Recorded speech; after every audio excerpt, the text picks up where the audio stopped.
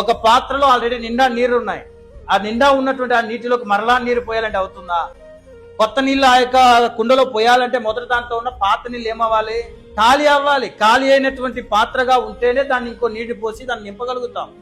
మన అంతరంగ జీవితం మహిమపరచబడాలి అంటే మొదట మనలో ఉన్నటివి ఖాళీ అవ్వాలి. మనలో ఉన్న క్రియలు ఖాళీ చేయబడాలి, శుద్ధి చేయబడాలి. చూడండి, యోహాను సువార్త 2వ అధ్యాయంలో ఆయన ఒక మాట చెప్తాడు. అది ఎవరు తీయొద్దని, ఇది మనకందరికీ సుపరిచితమైన వాక్యమే. కానా అనేటువంటి వివాహంలో, ఆ ప్రాంతంలో ఒక వివాహం జరుగుతుంది. ద్రాక్ష రసం కొరతగుందంట. ఇప్పుడు యేసు ప్రభుల వారు చెప్తున్న మాట ఏంటంటే, అయ్యా ఇంకను పాత్రలు అంటే ద్రాక్షరసం అయిపోయినప్పుడు పాత్రలు ఎక్కడైనా ఉంటే చూడండి అంటే బయట పెట్టబడి ఉంది ఆ పాత్రలు. ఏంటికి తెలుసా?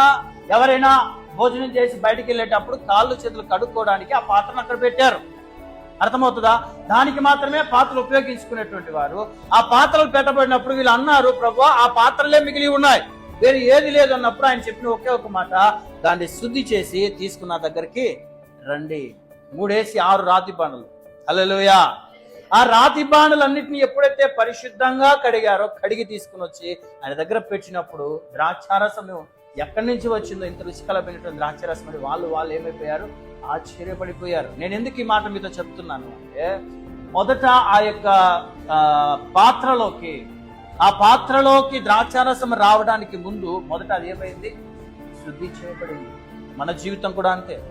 మనలోకి పరిశుద్ధాత్మ దేవుడు రావడానికి ముందు, లేదంటే మనల్ని దేవుడు తన నామాని కొరకు మహిమపరచుకోవాలని చెప్పడానికి ముందు మనము మొట్టమొదటిగా ఖాళీగా ఉండాలి.